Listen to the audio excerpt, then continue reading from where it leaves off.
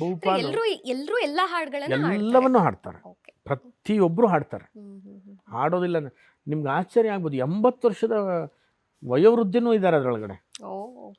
ಅಂದ್ರೆ ಚಿಕ್ಕ ಮಕ್ಕಳಿಂದ ಹಿಡಿದು ಚಿಕ್ಕ ಮಕ್ಕಳಿಂದ 12 ವರ್ಷದ ಹುಡುಗಿಯಿಂದ ಹಿಡಿದು 80 ವರ್ಷದವರೆಗೂ ಇದನ್ನ ನಾವು ಒಟ್ಟು ಮಾಡಿದೀವಲ್ಲ. ನಂಗೊಂದು ಆ ಭುವನೇಶ್ವರಿ ಅನುಗ್ರಹ ಮಾಡಿದಾಳೆ ಅಂತ ಅನ್ಸುತ್ತೆ. ಅದ್ರ ಜೊತೆನಲ್ಲಿ ನಮ್ಮ ಸಂಘಟಕರು ಇದ್ದಾರೆ. ಕನ್ನಡ ಡಿಂಡಿಮ ಪ್ರತಿಷ್ಠಾನದ ಸಂಘಟಕರು ಒಂದಿಷ್ಟು ಜನ 10-15 ಜನ ಇದ್ದಾರೆ. ತುಂಬ ದುಡಿತಾ ಇದ್ದಾರೆ.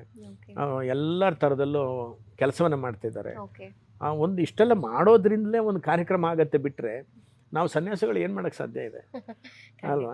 ಒಂದು ಗುರಿಯನ್ನು ಇಟ್ಕೊಂಡು ಈ ಥರದೊಂದು ಕಲ್ಪನೆಯನ್ನು ಕೊಟ್ವಿ, ಅದಕ್ಕೆಲ್ಲರೂ ಕೆಲಸ ಮಾಡಿದ್ದಾರೆ. ಗುರುವಾಗಿ ನೀವು ಇದ್ದೀರಿ, ಬಟ್ ನಿಮ್ಮ ಹಿಂದೆ ಒಂದು ದೊಡ್ಡ ತಂಡನೇ ಇದೆ. ಹೌದು, ಸುಮಾರು 1,500 ಮಕ್ಕಳನ್ನ ತರಬೇಕಾದ್ರೆ ನಮಗೊಂದಿಷ್ಟು ಒಂದು 25-30 ಶಾಲೆಗಳು ನಮ್ಮ ಜೊತೆ ಕೈ ಜೋಡಿಸಿದ್ವಿ.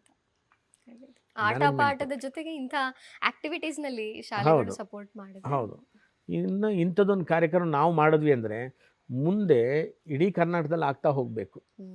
ಆವಾಗ ಒಂದು ಪರಂಪರೆ ಗಟ್ಟಿಯಾಗಿ ಉಳ್ಕೊಳ್ಳುತ್ತೆ ಅಂತ. ನಿಮ್ಗೆ ಆಶ್ಚರ್ಯ ಆಗ್ಬೋದು, ಈ ಬೆಂಗಳೂರಿನಲ್ಲಿ ನಡೀತಕ್ಕಂಥ ಈ ಕಾರ್ಯಕ್ರಮಕ್ಕೆ ಗುಲ್ಬರ್ಗದ ಮಹಿಳೆಯರು ಬರ್ತಿದ್ದಾರೆ, ರಾಯಚೂರಿಂದ ಬರ್ತಿದ್ದಾರೆ, ಶಿವಮೊಗ್ಗದಿಂದ ಬರ್ತಿದ್ದಾರೆ, ಹಾಸನದಿಂದ ಬರ್ತಿದ್ದಾರೆ, ಕೊಡಗಿನಿಂದ ಬರ್ತಿದ್ದಾರೆ, ಮಂಗಳೂರಿಂದ ಬರ್ತಿದ್ದಾರೆ. ನೀವು ಯೋಚನೆ ಮಾಡಿ, ಇಡೀ ಕರ್ನಾಟಕವೇ ಸೇರುತ್ತೆ. ಹೌದು. ಆಮೇಲೆ ನೀವು ಏನಾದ್ರು ಸರ್ಕಾರದವ್ರು ಮಾಡೋದು ಇದು ನಡ್ಸೋಕ್ಕಾಗಲ್ಲ. ಯಾಕೆಂತಂದರೆ ಅವ್ರಿಗೆ TAD ಎಲ್ಲ ಕೊಡಬೇಕು.